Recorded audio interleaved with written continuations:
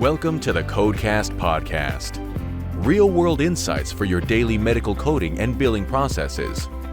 And now, here's your host, Terry Fletcher. Hello, everyone, and welcome to the CodeCast podcast. Today, my name is Terry Fletcher. So we are at the 268th episode, if you can believe that. We have just under 450,000 downloads and subscribers, and so we're very excited to be here. Also, as a reminder, if you have a minute and can send us a review, or I should say post a review and a rating at Apple, iTunes, at Amazon podcasts, or wherever you listen to your podcast, that would be great. The last one we had was about a year ago, and as far as an actual written review, and we do have several hundred ratings, but we really are trying to boost those numbers, and Apple looks. So between that and Amazon and iHeart and Spotify and you name it, we really could use some reviews and just to keep us current. So thank you very much again. I know a lot of people were posting their Spotify challenge that came out. I decided not to do that. I like just telling you on here and not really putting it on social media too much. Just when we get some pretty big milestones, you'll see me put the total downloads. So with almost, I think we had 435,000. So that was pretty exciting for this month, or for where we're at right now with totals. So what are we going to talk about today? Well, as you know, my audits take a lot of my time, and we're really getting into training for E&M. I think I've done a couple of webinars on that so far live, and I just finished my on-demand for the 2023 E&M update, which includes all the hospital. And there's some things that you'd be surprised about. So if you haven't taken your training yet for the 2023 E&M, please go to my website at terryfletcher.net and make sure you get the new one that's on demand that you can download and look at any time.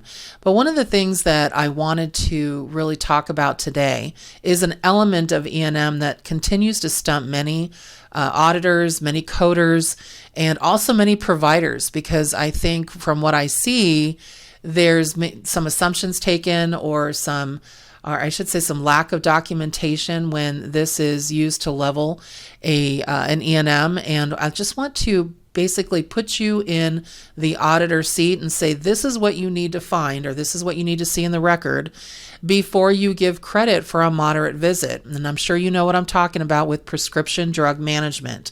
So a lot of people say, oh my gosh, this is so challenging because all my doctor says is continue meds, and can I use that? Well, it really depends on the payer, but Medicare actually has come up with some options for what they'd like to see in the note. As I also put in there some things that are best practices, but I really would like to have you look at this as a challenge and opportunity to educate your providers for the appropriate documentation of prescription drug management, because it continues to be such a headache when we see a lot of our providers trying to automatically say this is a level 4 visit when we're not seeing enough information for the management part of prescriptions with the patient. So doctors need to know that simply adding the current medication list to the progress note, that is not adequate for the risk of complication to the patient, for the element of morbidity and mortality of the patient management. And I'm going to continue to say management until you're sick of it, because that's really what we're talking about here. And whenever I find that there is I don't want to say a struggle, but let's just say a tug of war with myself and maybe a provider, that we're not on the same page when it comes to a defined element, I go back to the basics. I go back to my dictionary and say, okay, let's look up management. What does that say? To find the specifics of what you can support. And remember, it's not getting by with, well, technically I'm correct, because you never want to play defense, and that's what you'd be doing. If you are technically correct and you are asked for a CERT audit or for a TPE audit, technically correct is not going to get you anywhere. They're going to say, well, and I've seen Medicare do this now, especially in some the UPIC audits. They're saying, well, the spirit of the rule. I'm like, oh my gosh, the spirit of the rule. So we have national coverage policies, we have local coverage policies. Obviously, we have CPT language that we also try to use in some of our audits with Medicare and with other payers. But now we're having to know what the spirit or what the thought processes are for CMS and for HHS. That makes it very challenging. So here's where you can actually be proactive. Look at best practices to keep you not only compliant, but have a policy in your practice that this is what we want to see. And if we see this as a coder, biller, compliance person, we know, and I'm talking about you that submit claims, we know that we can support your efforts in your documentation. So doctors need to know that, again, simply adding that medicine list is not adequate enough. Prescription drug management is based on documented evidence that the physician has evaluated medications as part of a service that is provided today. So the day of the encounter, not something that you just look at and think, okay, well, all of the medicines are there, so that's enough. It's not. Physicians should make, and providers, and when I say providers, I mean physicians, MD, DOs, but also our mid-levels, because obviously that's a very big provider population for us. But you should make a direct connection between the medication that's prescribed to the patient and the work that was performed on the day of the clinic visit. So here's an example. Stable hypertension, continue Valsartan, 10 milligrams, will refill 4 months until next follow-up visit.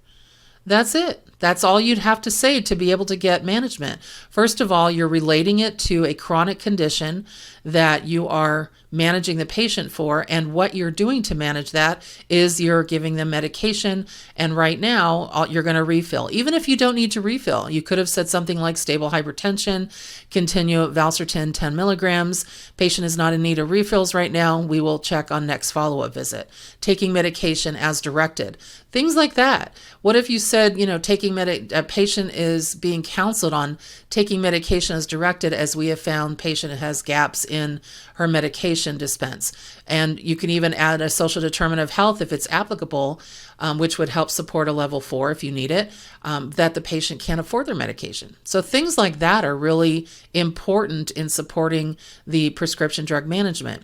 Simply stating that the medicine list was reviewed does not meet the definition of prescription drug management. I don't care who tells you it does, it doesn't.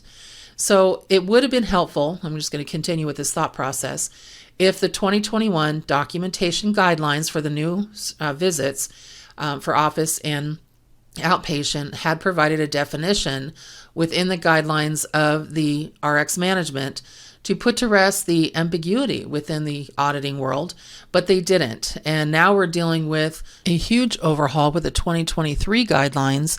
And so now we're dealing with the Medicare administrative contractors, or the MAC carriers, so the local payers for the Medicare. And they have published guidance on this topic. And remember, published guidance is great. Otherwise, it's just opinion. And I'm going to quote from Noridian. I'm in California, and that is where we are as far as our MAC provider. And their guidance states, and I'm quoting, prescription drug management is the initiation, continuation, discontinuation, or modification of any prescription medication. It does not include medications that are over the counter and prescriptions that are only prescribed for insurance benefits. How interesting was that? I actually didn't read that until recently, because that was an update. And then so you need to keep in mind that patient convenience and reimbursement rules never make such determinations. So a key word in the description that causes confusion is the word management. So oftentimes you as a coder, maybe, an auditor, you hear the word management and maybe you think that just means the patient's been on that prescription for a long time, so a long-term use. But let's look up the word, and it actually has 3 or 4 different definitions. But if you look at the 4th definition, it talks about how it relates to healthcare. And it says management in healthcare is defined as the coordination and administration of tasks to achieve a goal. Well, that is what prescription drug management is. We're giving a patient a script so that we can achieve a goal of stability and treat a problem. So how do you determine if it's management? First of all, did it require prescriptive authority? So did the physician have to write a prescription?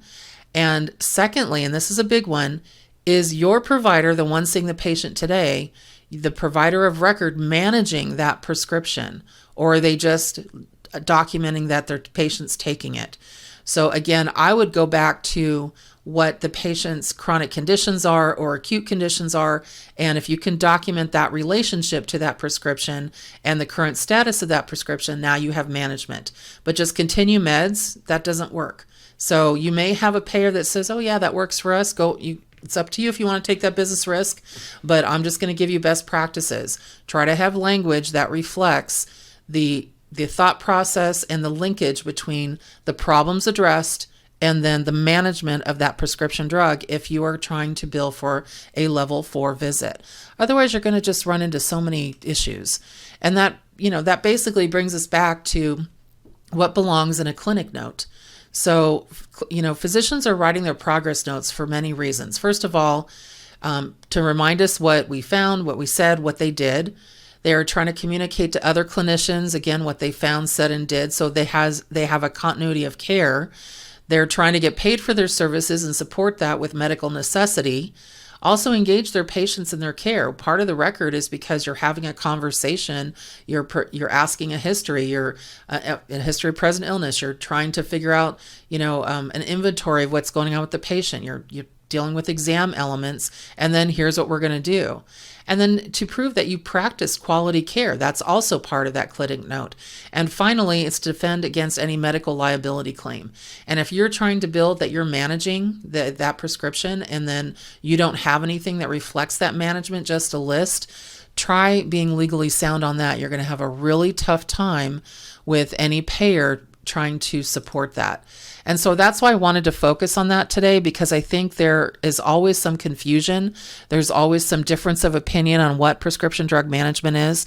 And for anybody listening today, here's what I always try to say. And I actually, on the different podcasts I'm on, whether it be with Sean Weiss on the Compliance Guy, with our Terry Tuesdays, or our roundtable discussions that we're on, or even if I'm on Talk 10 Tuesday, and of course on my CodeCast, is that you don't always want to be in the position where you have to defend what you do. You want to be proactive so that you're fine with them looking at your records. You're fine with anybody that asks you for records to audit. And you want to make sure that you've got a clean claim that goes out and not a claim that could be suspect. So technically correct is not always the way to go. Best practices is better. Take those comments, those legal published guidance you get, the local coverage policies, the recommendations from, let's say, like I said, with Noridian or Novitas or any of your Medicare providers. Take those recommendations, even if they're just published guidance and not necessarily coverage decisions, and put them into your compliance plan and your compliance program as best practices. This is what we are going to do as a clinic. And if you do that, you'll be really ahead of the game as far as protection. So I'm going to do a couple more of these where we call it, you're the auditor. And I think next week I'm going to talk about some of the 2023 updates. Now, I don't want to do it as a webinar form because I have that webinar, as I mentioned, but there's some elements in there that you need to be aware of. And one of them in particular is the fact that AMA took out chief complaint out of the documentation guidelines. So we're going to talk about what that means and what you're going to look for now. And then also talking about some data point issues when it comes to counting an order versus a review versus something you billed for. So just know I'm going to make you the auditor in the next couple of podcast episodes so that when you're listening in, it just gives you some food for thought on what you're looking for to make sure that you're compliant. The CodeCast podcast is also brought to you today by Citibank Credit Cards. Explore Citi's credit card offers featuring exclusive perks and benefits to reward your spending. Citi.com. So my personal tidbit today is kind of fun. We started a new streaming show, my husband and I tried to watch Yellowstone. For those of you that like it, I tried episode 1. I even tried episode 2. I couldn't do it. Just wasn't my cup of tea. So we switched to a Netflix show, and actually I can't wait for the next season, but it started this year in 2022, and it's called Lincoln Lawyer, and it's just so good. So it was, I think, 14 episodes for the first season, and the next season starts in January. But if you get a chance and you don't know, something you want to watch and you're tired of commercials and you just want to watch something on streaming, go to Netflix and try Lincoln Lawyer. It's really good.